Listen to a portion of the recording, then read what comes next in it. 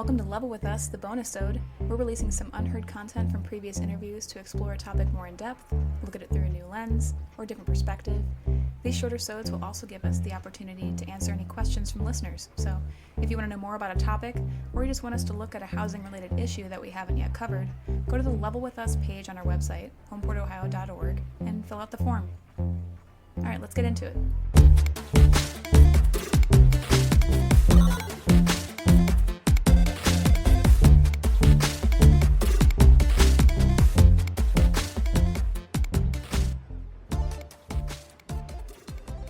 For our 8th bonus-ode, we are back with Matt Martin for a primer in opportunity mapping. Opportunity mapping is a product of a collaborative effort between the Ohio Housing Finance Agency, or OFA, and the Kirwan Institute for the Study of Race and Ethnicity at The Ohio State University. It was created to support affordable housing development for households and families and promote compliance with the Fair Housing Act. The Kirwan Institute developed the opportunity mapping framework and has consulted on related matters for public sector agencies, nonprofits, and community groups in more than 20 states across the nation. The Opportunity Index uses a number of indicators to identify the many dimensions of a strong, vibrant, and healthy community, like proximity to jobs, amenities, education, healthcare. And it uses these to identify areas of greater opportunity, particularly regarding the siting of family housing in Ohio. The origin of opportunity mapping actually comes from a class action lawsuit in the Baltimore area back, I think, in the 1990s initially, where a group of around 14,000 residents of HUD housing in the Baltimore area were suing HUD over the overconcentration of the units, the almost exclusive concentration of those units in what are really low opportunity communities, high poverty communities, and the lack of any of those units existing in higher opportunity parts of the Baltimore region. Mm-hmm. And so the founder and first executive director of the Kirwan Institute, Dr. John Powell, he testified as part of the remedy of that case to essentially give HUD tools with which they could begin to locate housing units in other parts of the Baltimore region and not only in those parts that they had historically had them in. So opportunity mapping was developed for that very purpose, but Kirwan went on to evolve that tool and use it in a lot of different contexts.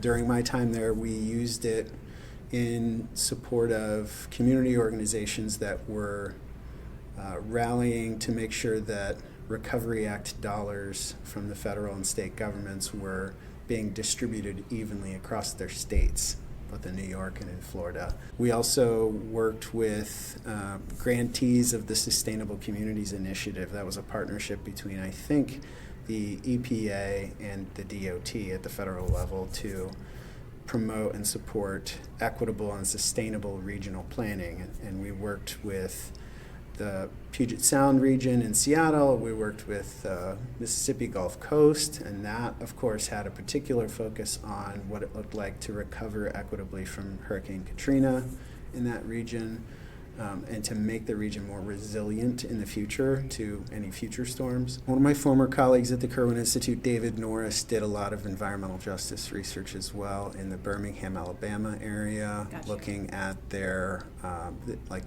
the effect of the railroads and what neighborhoods they went through. Mm-hmm. That was definitely an application, as well as lead paint in the Toledo area, right, and helping to inform what communities were most impacted by that. Mm. That's always really interested me, and I don't know, yeah, like we're seeing patterns here where communities are built, where disinvestment or investment occurs, what neighborhoods we feel we can sacrifice to other sorts of progress, quote unquote. There's challenges in every era of a life of a city. Right.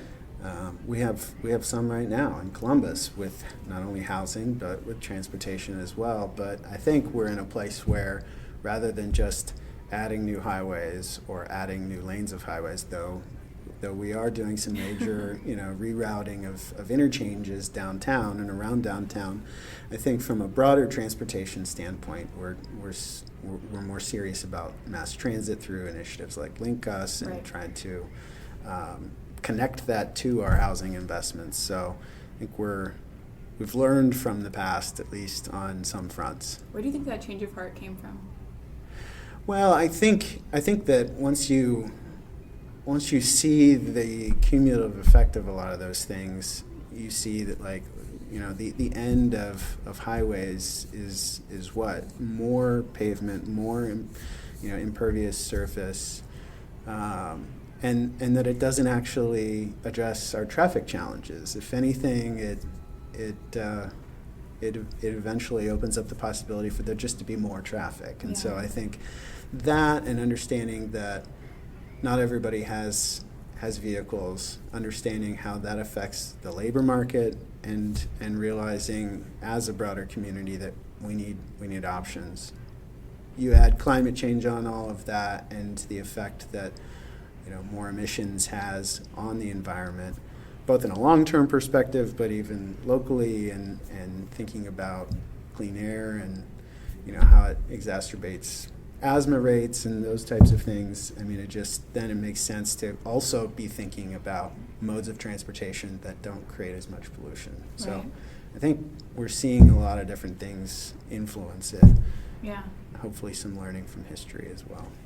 The economics of it also play into a lot of those decisions, and once you start really acknowledging what the cost of auto-focused transportation is, particularly single occupancy vehicles, you realize that we can move more people more efficiently and for less money if we also incorporate things like bus rapid transit, bicycle infrastructure, more dense development that allows more people to walk places they need to go, and then you realize actually there's a cost part to it as well, and we can't sustain just endless highway construction. A pilot project brought opportunity mapping into OFA's 2016-2017 Qualified Allocation Plan, or QAP, offering bonus points to family housing proposals in moderate and high opportunity areas in the state's 6 largest counties, so Franklin, Summit, Cuyahoga, Lucas, Montgomery, and Hamilton. The goal behind this work was to incentivize housing choices in higher opportunity census tracts and begin to address the challenge of concentrated poverty in a lot of urban neighborhoods. For 2018-2019, OFA expanded the use of opportunity mapping to incentivize the location of low-income family housing across the entire state. Opportunity, according to OFA and Kerwin, is about external conditions and places, not individuals. Housing opportunity is that which puts people in proximity to schools, jobs, safety, and transportation. But that opportunity has been unequal.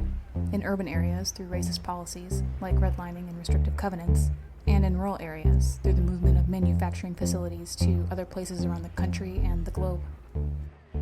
That began toward the end of my time at the Kerwin Institute, where we started developing opportunity indexes for OFA to inform that QAP and to help incentivize and subsidize affordable housing construction in higher opportunity areas. Because there was a case in Texas. I think it was I forget which city in Texas, if it was Austin or Houston. In any case, there was a case brought to the Housing Finance Agency of Texas that they had over-concentrated their LIHTC credits and developments in high poverty, low opportunity areas. And so a lot of housing finance agencies, including Ohio's, started paying attention to that and looking at their own distribution of credit developments and realizing it's a challenge everywhere. Right. And so I think Kerwin supported some of that early kind of reconnaissance work to think about the legal vulnerabilities here in Ohio, but then OFA continued that work with Kerwin to develop an index that they could incorporate into and incentivize. And I know that a lot of developers are finding that to be challenging because, to get the credits, And to do work like that in higher opportunity areas changes your cost structure, Right. because the cost of land is higher. Mm-hmm. And it's not to say that OFA should only incentivize tax credit development in those places, or that it should be that way forever.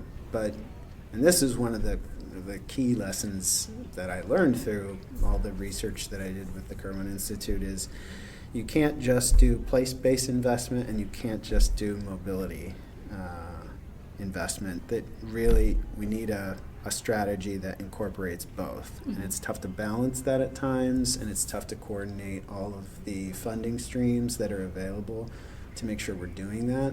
But you can't just choose one and abandon the other. Right. We've got to be doing both. So, because that's what helps promote a more comprehensive access to opportunity, where